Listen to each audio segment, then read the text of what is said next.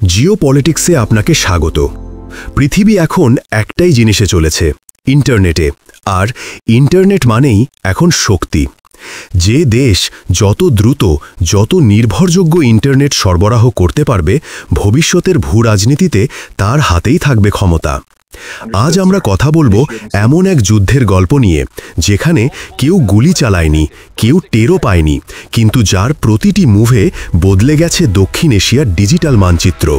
নাম তার internet zone of cooperation, আর কেন্দ্রবিন্দুতে আছে ভারত ও বাংলাদেশ। এক সময় ভারত আর বাংলাদেশ একসাথে কাজ করছিল ইন্টারনেট কানেক্টিভিটিকে আরও শক্তিশালী করার জন্য। ভাবনাটা ছিল সহজ, বাংলাদেশের কক্সবাজারে যে সাবমেরিন কেবল আসে, সেটার এক্সটেনশন দেওয়া হবে ভারতের উত্তর পূর্বাঞ্চলে। ফলে দুই দেশই উপকৃত হবে। বাংলাদেশ পাবে নতুন ব্যবসার সুযোগ, আর ভারত পাবে কম ল্যাটেন্সির বা কম ল্যাগের ইন্টারনেট। কিন্তু ঠিক এখানেই গল্প ঘুরে যায়। বাংলাদেশের বর্তমান নীতি নির্ধারকরা, বিশেষ করে মোহাম্মদ ইউনুস, বিষয়টিকে সহযোগিতা নয়, প্রতিযোগিতা হিসেবে দেখতে শুরু করেন। তাদের যুক্তি ছিল, যদি ভারত উত্তর পূর্বে বাংলাদেশের রুট ব্যবহার করে, তাহলে বাংলাদেশ আর আঞ্চলিক ইন্টারনেট হাব হতে পারবে না। তাই তারা ভারতকে না বলে দেয়। একটা শব্দ, কিন্তু সেটাই এই পুরো ডিজিটাল রাজনীতির টার্নিং পয়েন্ট। ভারত তখন সিদ্ধান্ত নেয় নির্ভরশীলতা নয়, ডিজিটাল স্বনির্ভরতা। বিএসএনএল তাদের সব সীমান্ত রুট বন্ধ করে দেয়, যেখানে আগে বাংলাদেশ হয়ে আগরতলায় ইন্টারনেট যেত। ভারতীয় টেক ইঞ্জিনিয়াররা এখন তৈরি করে ফেলছে একটি বিশাল অভ্যন্তরীণ ফাইবার নেটওয়ার্ক, যা চেন্নাই, মুম্বাই, শিলিগুড়ি হয়ে সরাসরি উত্তর পূর্ব ভারতে পৌঁছাবে। এর পাশাপাশি ভারত চালু করছে স্যাটেলাইট ইন্টারনেট সিস্টেম, যা পাহাড়ি বা প্রত্যন্ত অঞ্চলেও সংযোগ দেবে। কোনো বিদেশি রুটের প্রয়োজন হবে না। এটাই ভারতের জবাব, যদি সহযোগিতা না করো, আমরা নিজেরাই তৈরি করব। বাংলাদেশ ভেবেছিল ভারত তাদের ওপর নির্ভরশীল থাকবে, কিন্তু বাস্তব উল্টো। আজও বাংলাদেশের 50% ইন্টারনেট ভারত থেকেই আসে। প্রশ্ন করতে পারেন কেন? কারণ ভারতীয় ইন্টারনেট সস্তা, দ্রুত আর নির্ভরযোগ্য। বাংলাদেশের নিজস্ব নেটওয়ার্ক যেমন CMEV4 বা CMEV5 আছে, কিন্তু সেগুলোর খরচ অনেক বেশি। দেশের ভেতরে তারা একটি নীতিও চালু করেছে, ভারত থেকে সর্বোচ্চ 50% ব্যান্ডউইথ নেওয়া যাবে। কিন্তু বাস্তবে সেটা কার্যকর করা যায়নি, কারণ একটাই, খরচ। তাহলে কেন ভারত কক্সবাজার রুটে আগ্রহী ছিল? কারণ সাবমেরিন কেবল মানেই সরল ও দ্রুত পথ। স্থলের ফাইবার অপটিক লাইন অনেক ঘুরে যায়, আর সেখানে বেশি রিপিটার লাগে, যার মানে বেশি ল্যাগ, বেশি বিলম্ব।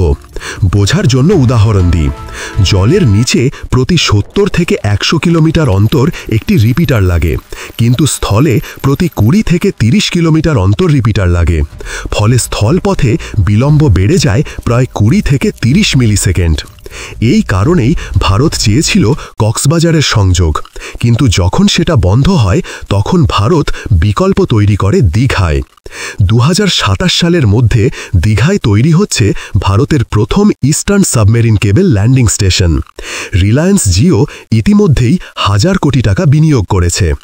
এখান থেকে সরাসরি সিঙ্গাপুরের সাথে কানেকশন হবে।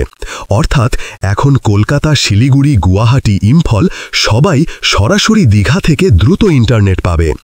এর ফলে ল্যাটেন্সি 85 মিলিসেকেন্ড থেকে নেমে আসবে 35 মিলিসেকেন্ডে, অর্থাৎ দ্বিগুণ গতিতে ইন্টারনেট। এবং সবচেয়ে বড় বিষয়, বাংলাদেশের ওপর আর একটুও নির্ভর করতে হবে না। বাংলাদেশ এখন CMEV6 নামের নতুন সাবমেরিন কেবল বানাচ্ছে, যার লক্ষ্য 30 টেরাবাইট ব্যান্ডউইথ। কিন্তু সমস্যা হলো, এই রুটের রিপিটার ও নোড সবই ভারতের মুম্বাই ও চেন্নাইয়ে। অর্থাৎ যতই স্বাধীনতা দাবি করা হোক, রুট নিয়ন্ত্রণ এখনও ভারতের হাতে। আর ভারতের হাতে আছে YouTube, Netflix, Google, banking servers, সবের ডেটা সেন্টার। বাংলাদেশে কেউ কি ওই সার্ভার বসাবে? না, কারণ সেখানকার ঘূর্ণিঝড়, বিদ্যুৎ সমস্যা ও ছোট বাজার এটিকে ঝুঁকিপূর্ণ করে তোলে। এই যুদ্ধ আর কেবেলের না, এটা ডিজিটাল প্রভাবের যুদ্ধ। ভারত এখন ডিজিটাল স্বনির্ভরতার পথে, আর বাংলাদেশ এখনও ডিজিটাল নির্ভরতার জালে আটকে আছে। যদি তারা সহযোগিতার হাত না বাড়ায়, তবে প্রতিযোগিতায় টিকে থাকা কঠিন হবে। কারণ ভারত শুধু প্রযুক্তিতে নয়, দামের লড়াইতেও অপ্রতিরোধ্য। সমুদ্রের নিচে চলা এই অদৃশ্য কেবেলের মধ্যেই এখন লুকিয়ে আছে ভবিষ্যতের ভূ রাজনীতি। আগের যুগে দেশ দখল হতো যুদ্ধ দিয়ে, আজ দেশ দখল হয় ব্যান্ডউইথ দিয়ে। ভারত সেই ব্যান্ডউইথের যুদ্ধ জিতে ফেলেছে আগেই। আর বাংলাদেশ যদি সহযোগিতার পরিবর্তে প্রতিযোগিতা চালিয়ে যায়, তাহলে হয়তো একদিন তাদের ইন্টারনেটও চলবে ভারতের রাউটারেই। পৃথিবী এখন সংযুক্ত, কিন্তু সংযুক্তির মধ্যেই লুকিয়ে আছে বিভাজন। আপনি কোন পাশে আছেন, সহযোগিতার নাকি প্রতিযোগিতার?